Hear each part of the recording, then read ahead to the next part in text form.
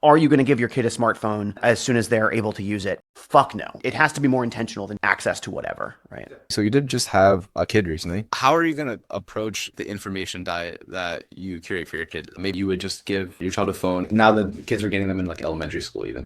Between now and when my daughter is old enough to have a smartphone, there's a lot of things that are going to happen. You can argue every day about the data around what does this say, what does that say, but there are really telling signs in the social norms around these things and how people approach these things. For example, in my social circles, if you ask parents, are you going to give your kid a smartphone as soon as they're able to use it? Parents are like, fuck no. Like, no. You recognize how destructive these things can be. You want to make sure that your children have the mechanisms and the ability to regulate their own lives in a healthy way with a good long-term view of their own health and well-being before you give them access to these tools. We're going to talk about all the ways that social media is really good and bad. And I don't want to enter a world where my daughter doesn't have access to social media. I just want to make sure that I develop with her the skills to police herself before she gets unfettered access to these things. What exactly that strategy that's going to entail, I don't know. It's going to depend a lot on what the landscape looks like when she gets to that point. It has to be more intentional than just access to whatever, right?